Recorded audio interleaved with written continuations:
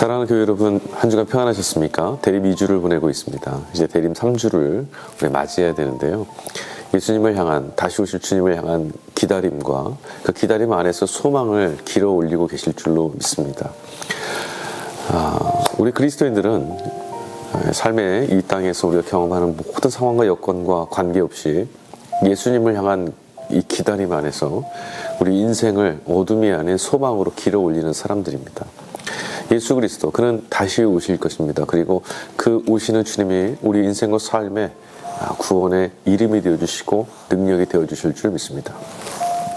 오늘은 이 오실 주님에 대한 우리 기독교 안에 또는 세상 안에서 오실 주님에 대해서 우리를 실족하게 하고 미혹하게 하고 속이는 이단에 관한 이야기들을 좀 나눠보려고 합니다. 말씀 한 구절을 읽어드릴게요. 골로새 2장 8절 말씀입니다. 누가 철학과 헛된 속임수로 너희를 사로잡을까 주의하라. 이것은 사람의 전통과 세상의 초등학문을 따름이요 그리스도를 따름이 아니니라. 여러분 어떻습니까? 이단에 대해서는 그 정의가 굉장히 다양하고요. 우리가 살고 있는 이 나라 안에만 해도 이단의 종류는 무지하게 많습니다. 일일이 다 확인하고 일일이 다 우리가 알아볼 수 없을 만큼 곳곳마다 여러 종류의 이단들이 산재해 있고 지금도 계속 그 이단의 종파와 이단의 어떤 그 교세가 확장되고 있습니다. 그 외연이 점점 다양해지고 있는 것을 우리 알게 됩니다. 우리가 이단이라고 할 때 좀 주의해야 될 단어가 있어요. 이단과 사입이라는 단어죠. 사입이와 이단은 전혀 같지 않습니다. 사입이라는 것은 기독교를 빙자한 유사한 어떤 종교 집단입니다. 그러니까 기독교 교리나 기독교에서 구성하고 있는 어떤 이야기들을 좀 짜집기 하고 그래서 자기들만의 어떤 그 가짜 거짓된 종교를 만들어낸 것들이 바로 사입이에요. 그래서 그 사이비 단체 안에는요 교주라는 존재가 있어요. 그게 가장 큰 핵심인데 요즘에는 이단 안에서도 교주들이 등장하고 있어서 교주가 있느냐 없느냐만 가지고는 사이비와 이단을 구분하는데 명확하지는 않다고 할 수 있습니다. 그럼 이단은 무엇이냐?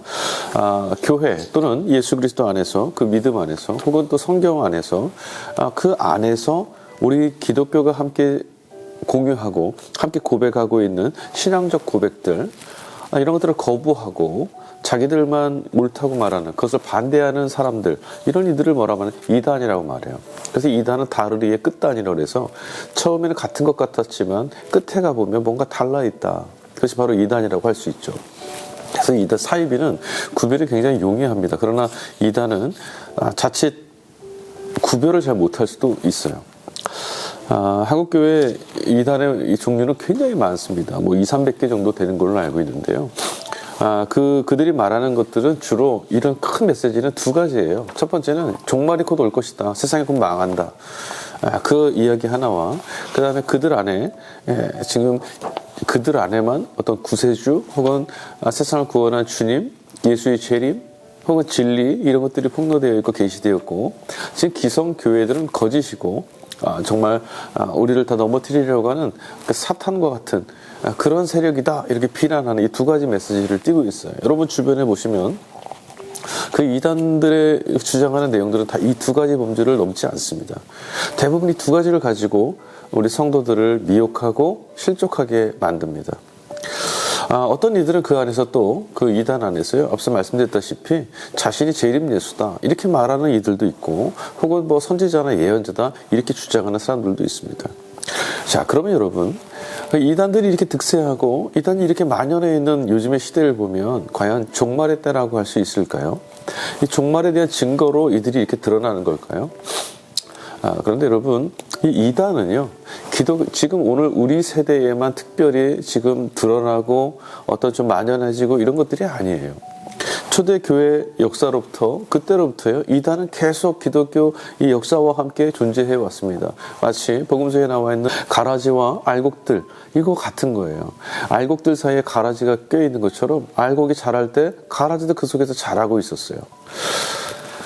초대교회 때도요 여러분 이단은 많이 있었습니다. 그중에 가장 대표적인 것이 바로 영지주의죠. 바울의 서신서 안에서 끊임없이 경계하고 기독교 역사가 끊임없이 저항하고 다투었던 그 세력이 바로 영지주의입니다. 예수 그리스도의 육체로 오신 인격성을 부정하는 그런 종교였죠. 그 이단이었습니다. 여러분, 이단들의 특징은 앞서도 말씀드렸지만 사이비는 자신들만의 어떤 거짓된 것들을 이야기하기 때문에 우리가 쉽게 구별하고 거부할 수 있는데, 이단은요, 우리가 똑같은 성경책을 가지고 우리에게 찾아옵니다.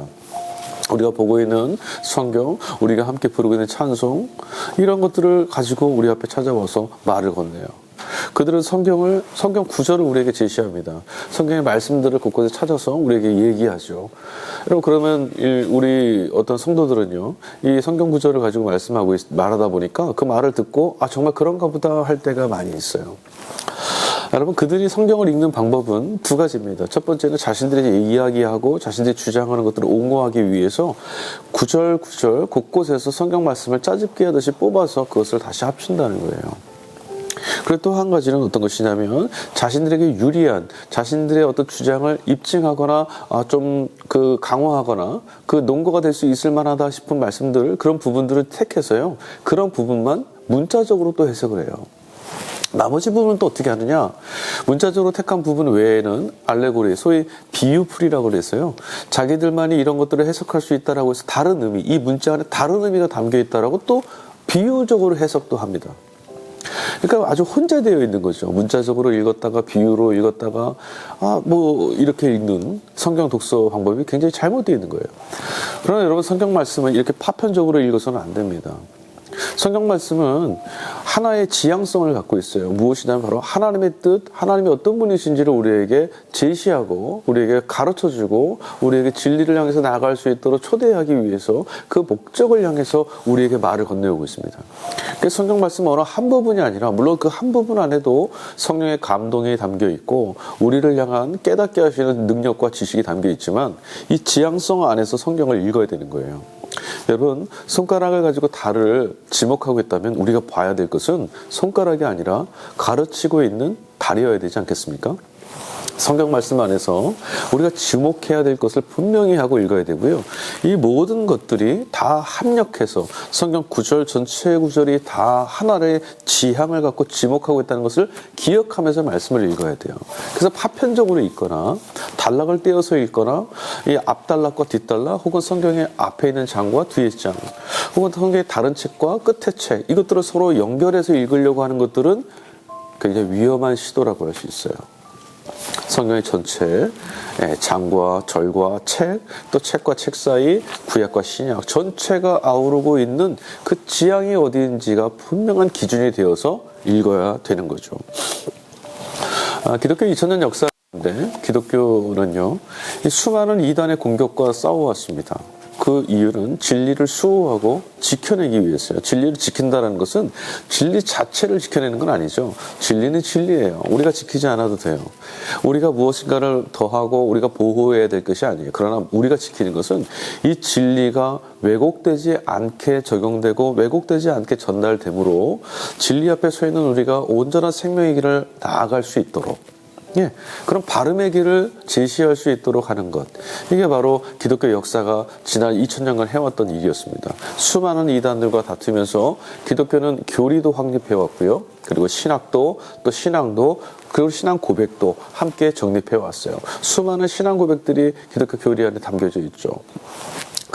이 모든 것들 안에서 또 우리가 주목할 것은 뭐냐면, 어떤 신앙 고백, 니케아라든가 사도신경이라든가 칼케톤 고백이라든가 이런 고백, 어떤 신앙 고백이 또 정답이다, 이건 아니에요. 우리 전체적으로 봐야 될 것, 그게 뭐냐면, 기독교 전체 우리 2000년 역사 가운데 성령께서 함께 동행하시며 우리에게 지혜를 주시고 함께 해왔던 걸음, 바로 역사죠. 그게 바로 교회의 역사입니다. 여러분, 사람을 보아도 그 사람의 말이나 그 사람의 어떤 이야기해주는 약속, 이것이 우리에게 직접 그것만 보고 우리가 사람을 믿을 수는 없어요. 그 사람의 말을 정말 신뢰하려면요, 그 말한 사람이 그동안 어떻게 자신이 뱉은 말들을 실천하고 이행하며 살아왔느냐, 이걸 봐야 되죠. 똑같습니다. 살아낸 시간이 그 삶을 입증해 주는 거예요. 기독교 2000년 역사는 결코 헛되지 않습니다. 2000년 역사에 오롯이 새겨져 있는 신앙 고백들, 공동의 신앙 고백, 교회의 역사가 하나님과 성령과 예수 그리스도와 동행하며 걸어온 시간이었다는 거예요. 그래서 교회의 역사를 결코 부정해서는 안 됩니다. 그래서 감리교 신앙 안에도요, 신앙의 사중표준이라고 할 때 역사, 교회사, 역사가 반드시 들어있어요. 자, 지금도 우리는 고정되어 있는 이전에 우리의 신앙적 해석과 이런 것에 머물러 있지 않습니다. 지금도 급변하는 세상과 또 어렵고 혼란한 문제들, 우리가 감당하기 어려운 상황에 처해 있을 때마다 성경의 말씀을 들여다보고 그 안에서 지식을 구하고 그 안에서 무엇이 우리에게 나아갈 길인지를 헤아려 보기 위해서 연구합니다. 성경을 계속해서 공부하죠. 신앙 고백, 신앙적 전통, 이런 전승들, 이런 것들이 쉽게 나오지는 않은 것들이라는 것을 오늘도 우리는 그 역사에 참여하고 있다는 것으로서 반증할 수 있어요. 자, 그렇다면 또 이런 반문도 가능하죠. 사회가 이렇게 복잡해지고 다양해졌으면 이단들이 말하는 것도 어떤 다양성의 측면에서 인정해야 되지 않겠는가, 이런 얘기도 할 수 있어요. 그러나 여러분, 앞서도 말씀드렸습니다. 왜 그들만, 왜 우리만, 이것이 이런 문제가 아니고요. 진리가 우리에게 찾아와서 진리가 진리임을 증명해낸 시간들이 있어요. 진리가 오늘 우리들에게 어떤 모습으로 다가와서 우리들 앞에서 진리, 생명을 전달하는 길로 우리에게 지시되고 있는지는 그 스스로가 입증해 왔던 거예요. 그게 바로 시간이었죠. 역사였습니다. 교회와 함께했던 걸음이었어요. 그런데 그 모든 걸 다 부정한다라고 한다면 하나님이 2000년 역사 가운데, 교회 역사 가운데 예수 그리스도로 인하여서 세워진 교회의 역사 전체를 부정하는 결과가 생겨요. 어느 것이 합당할까요? 여러분, 우리는 진리를 수호하고 지켜야 합니다. 그 말은 앞서도 말씀드렸지만 우리가 진리 자체가 불안정해서 지킨다는 것이 아니에요. 우리가 바르게 진리를 바라보고 바르게 진리를 해석하고 바르게 진리에 참여하기 위해서예요. 여러분, 이단에 빠지는 사람들의 대부분 어떻게 이단에 빠졌겠다라고 말하냐면 두 가지 이유가 있는데요. 첫 번째는 신앙에 대한 궁금증, 신앙에 대한 갈급함을 가지고 있을 때 그들이 던지는 물음을 사소히 여기지 않고 다 답해 주었다라는 거예요. 그것이 옳은 답일 리는 없지만 어쨌든 그들에게 그럴듯한 비유가 되었던, 문자풀이가 되었던, 어떤 해석이 되었던 그들에게 그럴듯한 답을 해줬다는 거죠. 자, 여기서 우리 교회는, 우리 신앙은요, 답의 책임감을 느낍니다.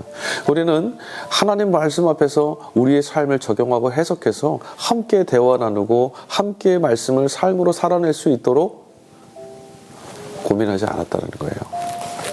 사랑하는 성도 여러분, 성경에 쓰여져 있는 말씀, 우리에게 찾아온 말씀은 우리 삶 안에서 적용되고 우리 삶 안에서 해석되어야 합니다.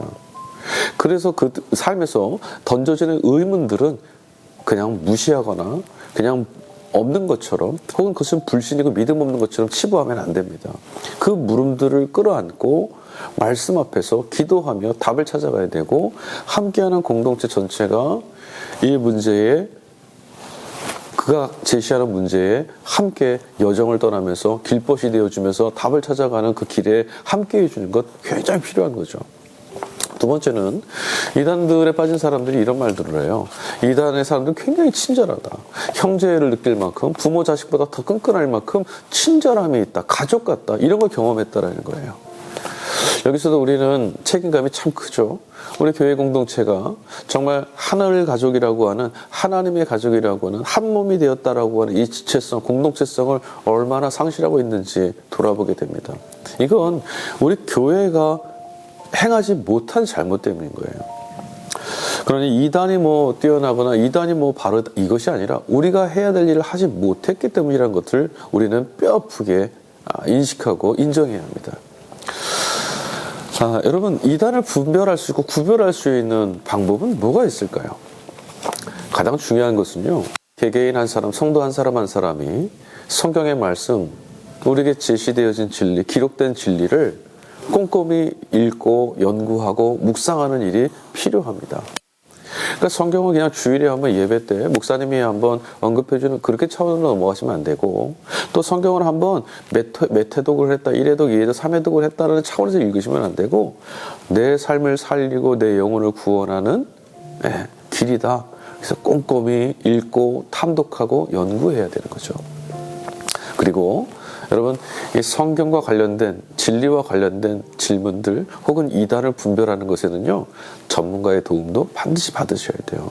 어떤 접촉이 있고 어떤 접근이 있을 때 그 바로 선택하거나 이러시면 곤란하고요. 전문가, 목사님이나 혹은 이단 대책위원회 이런 곳에 상담해 보시는 거 굉장히 필요한 거죠. 여러분, 모쪼록 말세의 때에 우리를 미혹하고 속이는 일이 많아진다고 하는데 우리는 얼마든지 속을 수 있는 존재라는 것을 인정하셔서 늘 깨어있기 위해서 최선을 다하는, 늘 주님 앞에서 생명의 길을 향해서 걸어갈 수 있는 최선을 다하는 저와 여러분 될 수 있기를 주의 이름으로 간절히 축원합니다. 다음 시간에 다시 뵙겠습니다.